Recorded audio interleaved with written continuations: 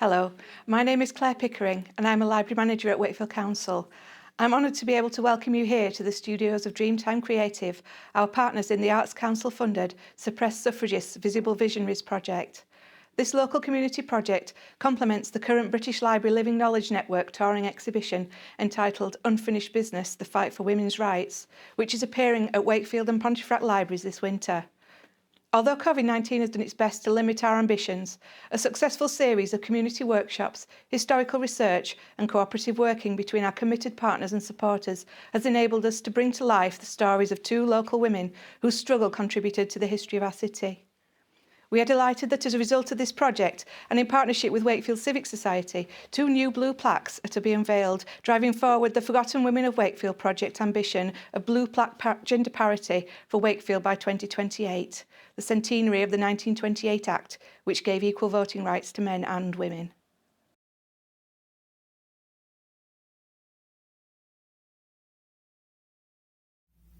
Hello, I'm looking at one of the two blue plaques we're going to be unveiling today. These plaques are a continuation of our Forgotten Women of Wakefield series that we've been working on with Dreamtime Creative. I say we've been working on it, they've been doing most of the work, to be fair, because there's been an awful lot of research gone on behind the scenes to get to a position where we can actually tell the stories of these women in this series. A few years ago, Sarah Cobham, director of Dreamtime Creative, got in touch with me and said, "How many blue plaques do you have in place now?" And at that time we were approaching the 50 mark. And she asked me how many of those plaques referenced or commemorated the lives of men. And when I counted up, it was around 30. Well, she said, how many commemorate the lives of women? And at that point, I think we were at 4. Immediately you could see the problem. There's an imbalance between the number of plaques referencing men and the number of plaques referencing women. And Sarah threw down a challenge. She wants to achieve blue plaque parity, where we have the same number of plaques in place for women as we do for men. Well, we've now got over 60 plaques, and in fact we're on our way to achieving a target of 70. And I'm pleased to say that today's plaques are number 12 and 13 in the series, The Forgotten Women of Wakefield. So we're approaching the halfway mark when it comes to achieving that goal of blue plaque parity. Why we have so many plaques for men and so few for women is, of course, part of history itself. History tends to be written about or by the men who contributed to our history, whereas the lives of women are disregarded to an extent. Sarah's project has helped to unlock those stories, and she has discovered some of the women who have contributed to Wakefield's rich political, economic, social and cultural history. And these plaques are a really important part of that story because they help to bring those stories alive for the first time. Yes, you may have heard of some of these women before, but their stories have never been celebrated in this way in the past. So I hope you enjoy finding out about these two women, Lady Catherine Gaskell and Mary Frances Heaton, and enjoy seeing their plaques when they go in place. I want to thank everybody who's contributed to this project, the researchers, the property owners who've given permission for the plaques to go up and so forth, and of course the people who funded these plaques. Sarah will no doubt bring you up to speed on all that background in due course. I'm sorry I can't be with you in person, but I hope you'll appreciate extenuating circumstances have intervened, and it's just not possible for me to be out and about at the moment. Enjoy the unveiling. I hope to see you again very soon, and we have more blue plaques to come, believe me. There's a long list of nominations out there which we're working on behind the scenes. Thank you very much. Bye for now.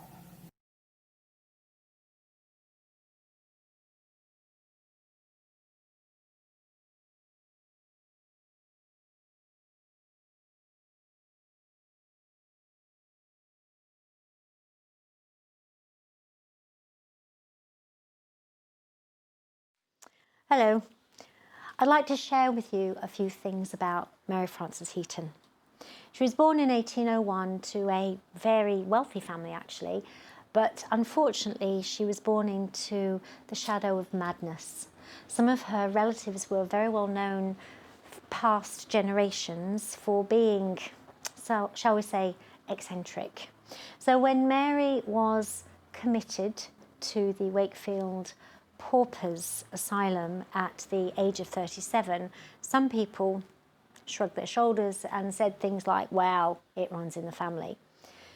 The thing about Mary Frances Heaton, and the thing that really pulls at my heartstrings, because she's so different from many of our other forgotten women of Wakefield, is that nobody listened to her, and she was abandoned by her family. The reason she was abandoned is because socially it was unacceptable for a woman to be seen as being insane. So if they were put into an insane asylum, very often the family would turn their backs on that particular woman.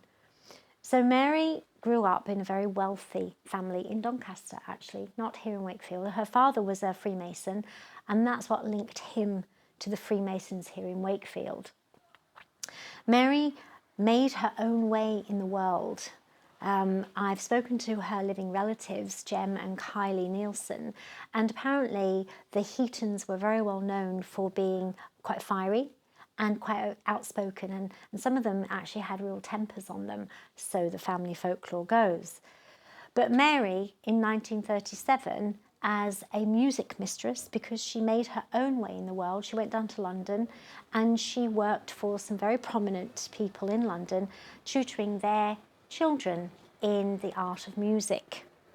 This is because Mary never married, so she never had the male protector, and her brothers married very well and very wealthy women, so they carried on with their own lives. Mary probably felt that she needed to strike out on her own. Her father was still alive in Doncaster, and when it looked as if he was going to die, he became very poorly, she moved back to Doncaster when she was 34 and continued earning her own money, which was extremely important to her, again providing music, this time to the local pastor's daughter.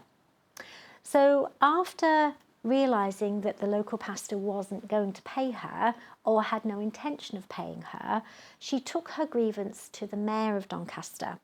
And the mayor of Doncaster dismissed her claims and dismissed her protests and said she was no woman of substance and he wouldn't entertain a thought about intervening on her behalf to allow her to be paid for the work that she had done for the local vicar. Frustrated by this, and I can certainly understand why, she actually went to his Sunday service and called him out. She called him out in church, and she called him all sorts of names that immediately put her in the category of being a blasphemer. Now, women that blasphemed were seen as being mad. Mary was arrested and she was taken before the judge in Doncaster, who did actually listen to her story, and we know from newspaper clippings that she was well respected in the city of Doncaster, and the judge said, let this lady be treated fairly and well, and if she can find the bail, then we will not send her to jail. However, on a legal loophole, Mary was unable to access any funds which allowed her to come up with her own bail, so she was assessed by a medical director and deemed insane. At that point, poor Mary's story and her fate was sealed. She was sent to the Wakefield Paupers Lunatic Asylum, just up the road here on Stanley Road. And she spent the first 3 years trying very, very hard to persuade and convince people that she wasn't insane. In fact, her medical notes, the very first entry, say very clearly, there is nothing wrong with Mary Frances Heaton. Of course, she's displaying sort of agitation and she seems to get distressed and she likes to walk about the yard muttering to herself.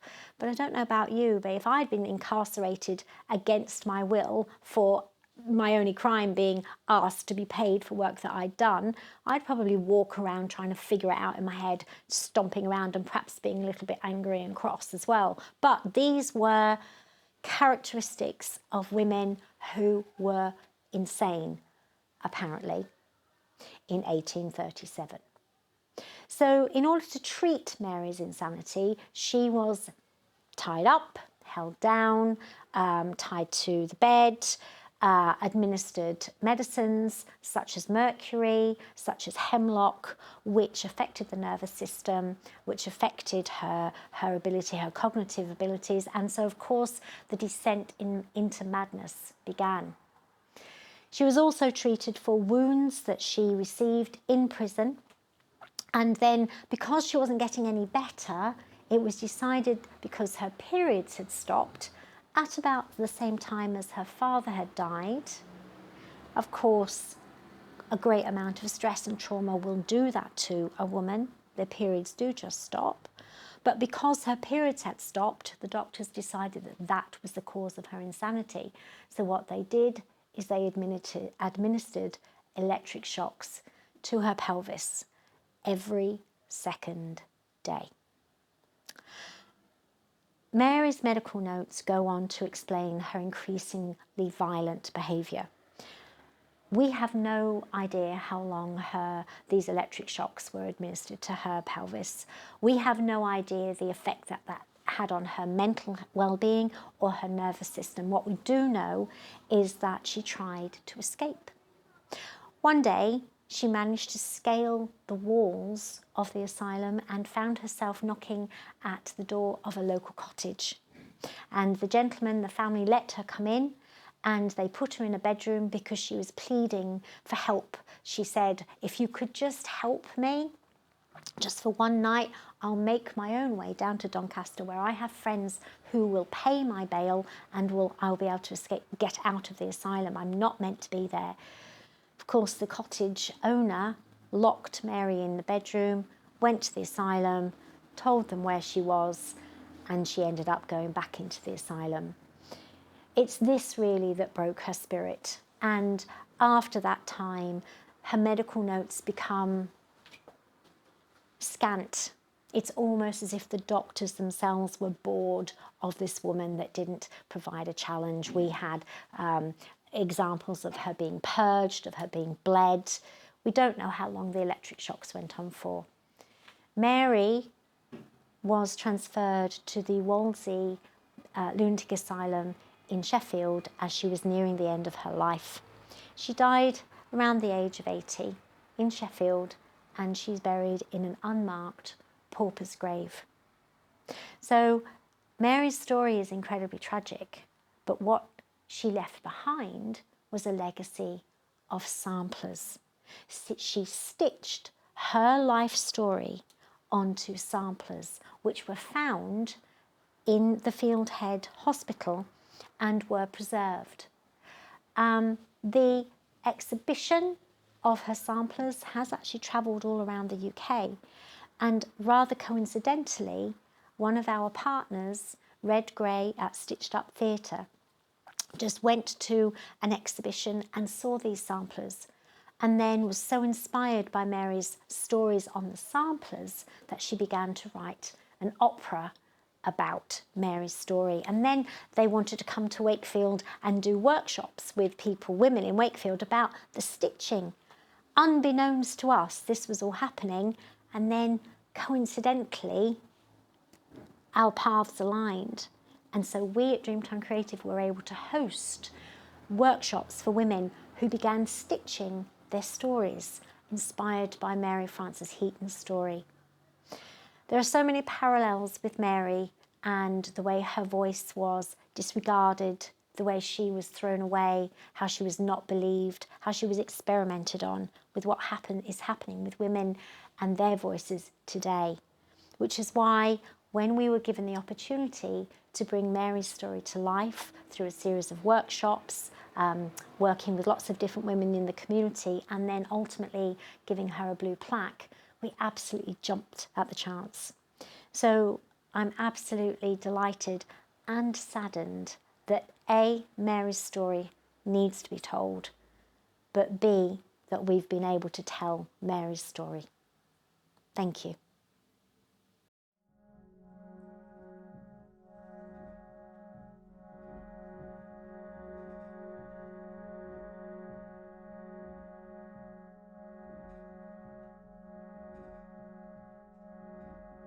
I wanted to make an opera about something that had either social or political resonance, and yet I didn't really know what that meant. So I thought, well, I will just wait and see what comes, really. And I was invited along to the Welcome Collection at Euston, and it was Bedlam, the Asylum and Beyond. And there I saw a couple of Mary's samplers and a little bit of blurb next to them. And that was it. I just knew that was the story that I wanted to tell. And so then I got together this fantastic team of women who were all really interested and felt as passionate about the story as I did. And we went from there. It's very experimental in the way that you get lots for your money, if you like. If you're into live music, you're going to be blown away. If you're into theatre, you're going to love it. If you're into opera, you're going to be wowed. And if you've never been to opera before, you're going to have the chance to see something quite extraordinary. And all of that has been brought together by this one woman's story, a story that we only knew about through seeing her samplers, and that's all we know about her. And so you're finding out, the incredible details of this woman's life. This is an amazing story, and I was so angry on Mary's behalf that it hadn't been told, that I felt I could see why Red wanted to get it out there. For 15 years I have been mistress. I am the mistress of my castle. You do not own me. You have no hold. I am the mistress of my castle. Mistress of my castle. So we began with a few songs that Red had written, which are very tightly structured. And then what she and I did was go into the studio and think about different emotional states and just think into those and create sounds that we felt mirrored them. And we created about 4 or 5 different kind of tracks which end up kind of noisy or a bit experimental or a bit, stretching the canvas. So I think what I like about the piece is that it's able to be this very severely classical thing alongside something much more broad, wide open. And I think that's really interesting to have both of them in the same piece. I think the themes that it brings up of injustice. There are still places where people are suppressed, where they're not free to express, to be who they are, and to say what they want to say and live the lives they want to live. And it's important that we try to make a stand, and we have a voice, so we should use our voice. Mary didn't have a voice. And I think for those who do have a voice and those who do have a platform for it, then it's important that we, through that we empower other women to tell their stories.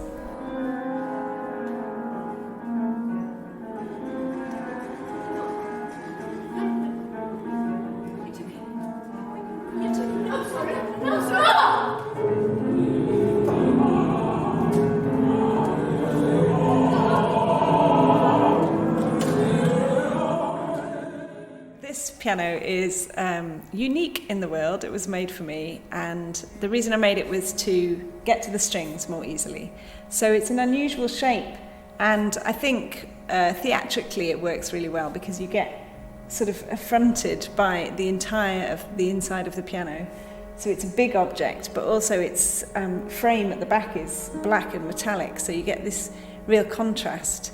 It's a big structure, so it gives us room to play. It's a frame that she can stand on. It's basically a bit of set. It has unusual characteristics. You see in one of the scenes that it goes lopsided, and so it's nicely mirroring the sort of journey of Mary as we understand it, from music mistress to in an asylum, and you get that journey of the classical grand piano and something else. So yeah, seems well suited.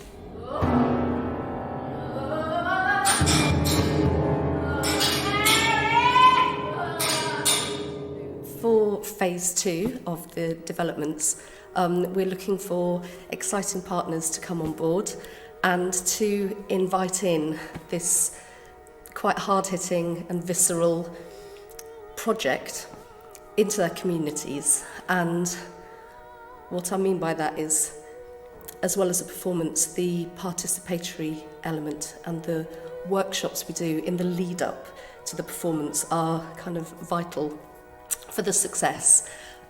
So developing on our workshops that we did in Wakefield with local women and girls, we would like to offer that to all the different towns and cities and communities that we work in, and developing on the brilliant creative embroidery workshops that Nicole Shui gave us for this time.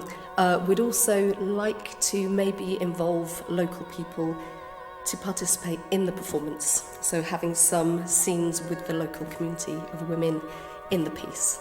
We went to Wakefield and we basically went to different women's groups and we taught them how to do embroidery, but not in the step-by-step guide. So my practice involves embroidering on top of like photography, prints, magazines, which aren't really typical or traditional embroidery. So we were really just trying to open up the imagination and expression that these women may have had, and within that we also discussed really deep topics such as maybe an emotional thing that they're going through, a story that they wanted to say. Basically it was a safe space for all these women to express what they wanted to express. I think embroidery for me has been really therapeutic, and it's therapeutic for others hopefully, but from what I've seen it's a good way to kind of not think about something, but then through doing something you can really kind of translate how you feel into a work of art. Every time we tour this work, we ideally would like to be able to set up an installation which shows all of the material we have used to create this piece. I think it's quite important that the audience are able to find out a little bit more of Mary's story before seeing the performance. And also with the installation, we would be doing free workshops in creative embroidery, and they will be able to add their work to our growing banners, which you'll see shortly, made by Nicole, where everybody's work is kind of celebrated in a big banner of their town.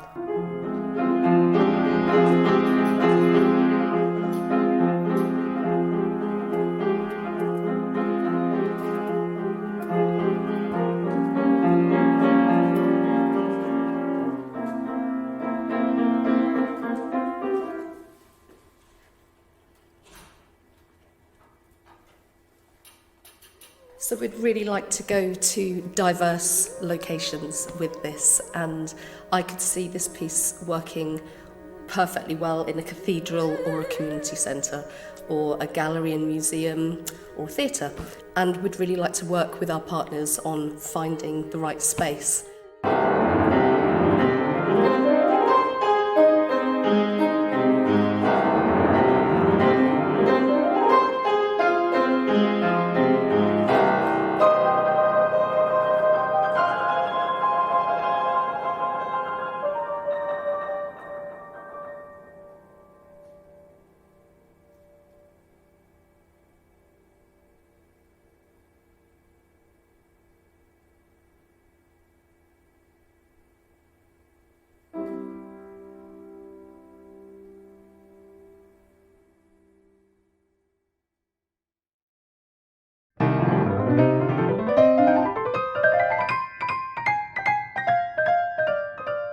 Hi, I'm Red Gray. I'm the Artistic Director of Stitched Up Theatre, and I play Mary in the Unravelling Fantasia of Miss H, an opera which I have written and composed with Sarah Nichols. I decided to interview myself today for you so that I cover all of the things which I think are important. So first question to myself is, how did you find the story of Mary Frances Heaton? I was invited by my sister-in-law to go to Bedlam, the Asylum and Beyond, which was an exhibition by the Wellcome Collection in London. I had been looking for a while for a story to make into theatre or opera, and when I saw this in the exhibition, I saw two of Mary's samplers and some bit of blurb about her story next to them, and that was it. My heart was moved, and I thought, I need to write this. I need to take this story and make something of it. I knew that there was so much potential for artistic metaphor and richness and staging and music and atmosphere, and I thought, whoa, this would be a wonderful story to tell, even though it's an awful story. But I was looking for something radical, something that would make a difference, something that would be edgy and would have a message, or be able to do something on a kind of social level or on a political level, and not just be a nice story to tell or a fun thing to act. So this seemed to tick all the boxes, and I felt like this was a gift. I thought, whoa, I don't really have any choice here. I've got to tell this story. Question 2, what research did you do? Well, my research was twofold. Number one was from Cara Sutherland at the Mental Health Museum in Wakefield. She was a curator there at the time. We went up to visit her and talked through the samplers and saw some of the other samplers which I hadn't seen before. And also Cara gave me some transcripts so that I could see very clearly what had been sewn into these samplers and Mary's story. And also the West Yorkshire Archives, of course, have her medical records, so I was able to access them online. Also got a little bit of extra help from the staff at the West Yorkshire Archives, who were able to uncover 1 or 2 extra bits of information which I couldn't find online.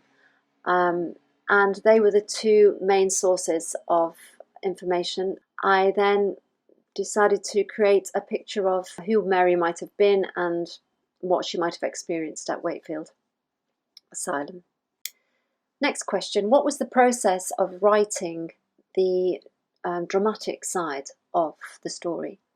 So actually in the medical notes there are so many amazing anecdotes from the staff describing Mary's antics, and I just wrote these out in sort of pretty much in chronological order to how they'd happened, and just saw each sort of little anecdote as a scene to play with, and then went into the rehearsal room with my director Zoe Bourras and with all of that information, and we started to work very experimentally,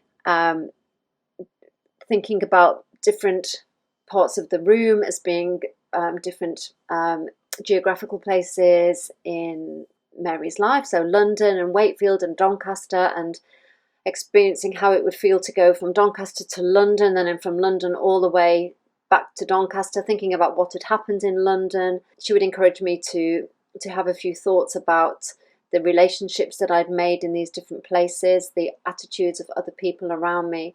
So really just being myself, being one person in a room with nobody, no other actors to play with, was quite freeing and was great. Zoe was she directed me brilliantly in just giving me different pointers and asking me to move in a certain way or to imagine a certain thing or to respond to a certain scenario.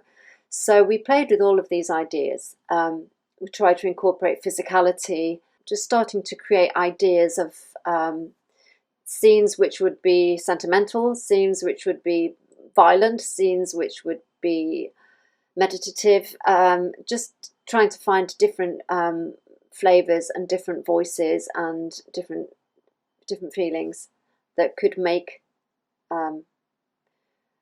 a series of scenes which would tell the story in a colourful way. We also brought in another actor who was a movement director and choreographer as well, Katie, and as well as her playing lots of different characters in the show, she helped me with some choreography so that we could physicalise some of Mary's story. So on stage there are 3 of us. There's myself, Katie, and Sarah, who is the pianist, but she also plays a character as well. So the piece sort of morphs in and out of different characters represented in the asylum, out of the asylum, and musician and singer on stage as well. So yeah, it's a three-hander. As well as using the anecdotes from the medical notes, I used a lot of quotes from Mary's samplers in writing the libretto, the text for the music. In the audio play, you will hear a lot of her words, which I've written into my monologue, my narrative as Mary. Some of the words are my interpretation and paraphrasing of what I've read into the samplers, but other words are direct quotes. Next question, how did you write the music? I was going to the theatre a lot around this time. I was actually living in London. On the way to the tube or on the way to the theatre, I would just sing melodies into my phone. I'd be thinking about a certain chapter, maybe a bit about a relationship with Lord Seymour, maybe a little bit of text from either Mary's samplers or from the archives. And I would just be singing some ideas and some melodies into my phone. And then I would play a little bit around with the piano and with some ideas. What I didn't want to do was to create harmony underneath the melody so that it kind of sounded too nice and too complete and too dun dun. I don't know how to create discord artistically. So that's where my co-composer, Sarah Nichols, who's just an amazing experimental pianist and works a lot with avant-garde music. So I could then send her a little recording of me singing the melodic ideas, which always stayed pretty straight, even though hopefully they're interesting and that they're a little bit edgy. But and I would maybe send her a little bit of music underneath, but nothing too formed, because I wanted her to take it off into some sort of other direction.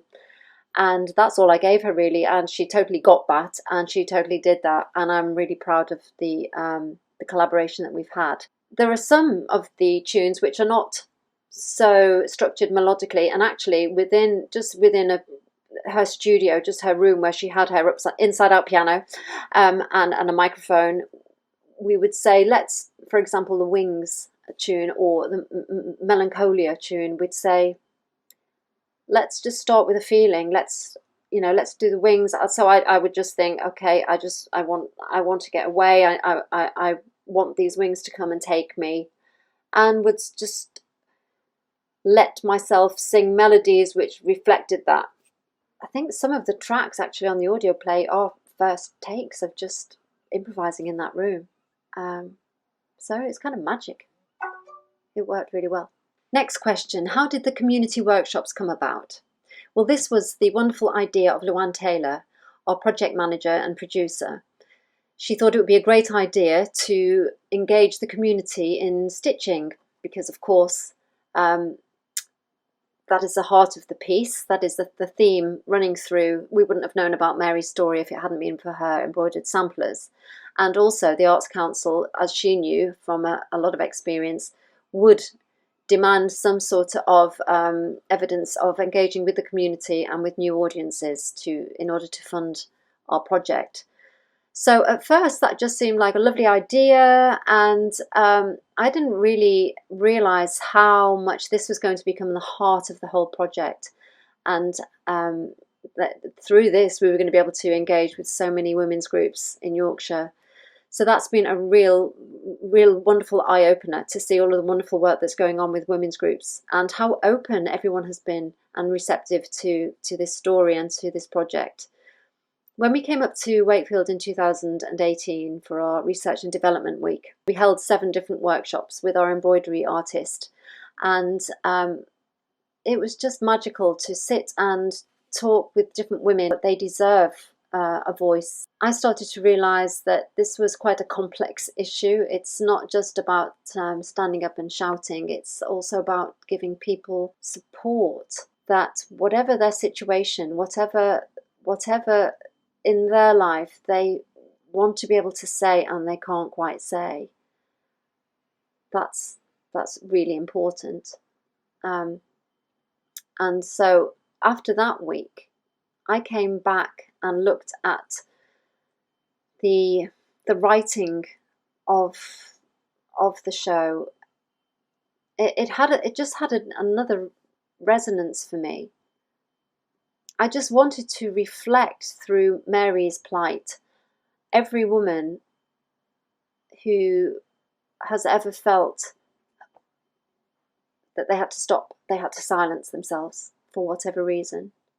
And those things go very deep. They're generational. And it just started to open up for me. This is not just about being locked away unjustly. This is maybe even about encouraging young women to be strong and to know themselves and to know that what they think and what they say matter. Final question, what's next? Well, hopefully coming up to Yorkshire and performing our show. Obviously we should have been there this year, and we were very disappointed not to be able to tour because of the pandemic. I hope that you've heard the audio play of the Unraveling Fantasia of Miss H, and that the women have received the packs to make a flag of strength, and also to watch the online workshops. Hopefully next year we'll be able to come up and perform and also host the workshops in person. I just wish you a fantastic day. How exciting to be unveiling the blue plaque for Mary, and I wish I could be there paying homage to Mary Frances Heaton. And let's hope that we can continue to tell her story. Personally, I want to be telling it on stage, and I would love it to have a life and to keep going and keep touring. And as I say, hopefully we'll see you in Yorkshire next year. So have a wonderful day. Bye now.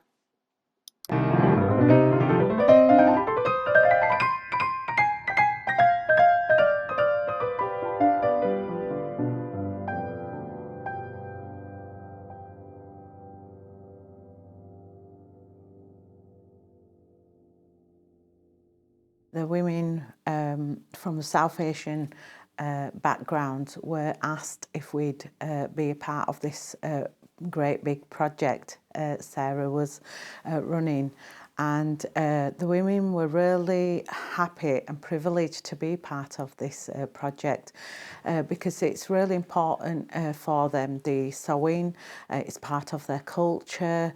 They've been brought up with it, you know, with generations that have been doing sewing and embroidery. So when Sarah asked them, they were really privileged to take part. It's been really important to them because with Mary and how she had taken up the sewing, it's kind of been a bit relevant to them as well with this pandemic we're in at the moment. So to be able to come together and have a voice really for their community through sewing, it's been really great. The women have loved it on a social aspect as well, and hopefully we're looking forward to doing some more sewing and having that voice through creative projects and giving the women a voice. Sometimes in their culture they've not been able to have that voice, so coming together has given them that voice. Well, my role in Dreamtime Creative, wow, that's a big thing. I'm kind of the admin person. I'm kind of Sarah Cobham's personal assistant. I have a background in psychoeducational work, so I do a lot of work in the mental health area, so that's maybe where we get separated. Sarah's more of the writer and the drama person, whereas I'm more I do the website, I am an artist, so I think the whole Dreamtime Creative kind of vision is just, we work with so many creative people, so we just fit in and slot in perfectly. Mary Frances Heaton really affected me, I think, more than any of the other Forgotten Women of Wakefield women. because it's just so heartbreaking, as you know. I love the serendipitous way that it kind of all came together, whereas these women from Brighton got in touch with me. I got an email via someone else. These women are coming up. They want to do these free stitching groups. So it just kind of all happened and fell into place perfectly. So we were working with these women from Brighton, creatives who had a theatre company, who were fascinated by Mary Frances Heaton. They happened to stumble across her in London in this random mental health exhibition and got this funding to come to Wakefield. And so it just exploded and we took it on board. We've been collaborating ever since. You know, obviously because of COVID, things haven't worked out as we'd hoped. But I definitely have enjoyed just keeping in touch with them, communicating with them. So as far as when we haven't been in lockdown, we have managed to work with lots and lots of women. So the project that I ran was a course called Stitching Wellbeing, and that's what it was. Women coming together and stitching these square pieces that should have been in an exhibition in September, but will be exhibited sometime in the new year, fingers crossed. So I've been running 2 of those. The bonding and the powerful way that we all came together after the initial lockdown was just unbelievable. They're all keeping on touch on social media. You know, they really did create this amazing bond. Some of the work has been amazing. Some of the actual work, which is up at Wakefield Library. Yeah, so just that little moment in time where we could come together, it was so worth it, and just, we were really blessed. How do you think Mary's story has spoken to our Asian women's group? Oh, they absolutely loved being able to come somewhere that was safe and spacious. I think the novelty of us all being able to like be in a huge room together, you know, like any group of women, they had such a good time and they were like, can't we just keep doing this? And we were like, well, hopefully. And then, so the future's unknown at the minute, but fingers crossed we are going to keep working with my colleague Najida, who hopefully you've heard from previously. But yeah, they just loved it. And all they did was talk about food. And so the whole time in those sessions, I'm like, oh my gosh, can you write that down for me? Because they just like, yeah, it was just amazing. Just a really nice space and just sitting and being creative. Hello, I'm Councillor Lynn Masterman and I'm the Heritage Champion at Wakefield District Council. I'm here today to honour the blue plaque and honour Mary Frances Heaton for the struggle that was her life. She was classed as insane. She wasn't insane, but ended up that way at the hands of men. There is a parity of how Mary was treated back then and how women today are treated. It's a little more subtle, the misogyny that goes around, but it's still there and it's still something that we need to deal with. Thanks to Claire Pickering of Wakefield Library for obtaining an Arts Council grant to allow Dreamtime Creative to look at and engage the Asian women's community in a series of workshops around the idea of stitching that which cannot be told onto pieces that are to be displayed as part of the Unfinished Business exhibition in the library. I'd also like to thank Stitched Up Theatre for also amplifying Mary's story by coming up to Wakefield from London to do a series of workshops which fed into an opera that was written and can be heard as part of the Unfinished Business exhibition in the library. I'd also like to thank the Wakefield Civic Society who have supported this project and the vision towards blue plaque parity, and to the Council's continued support. We're sorry that Mary's relatives, Kylie and Jem Nielsen, could not be here today to unveil this plaque, but due to COVID restrictions, that was not going to be possible. Mary is the 13th plaque in the Forgotten Women of Wakefield series, and so it is with the greatest honour that I would like to unveil this blue plaque. Thank you.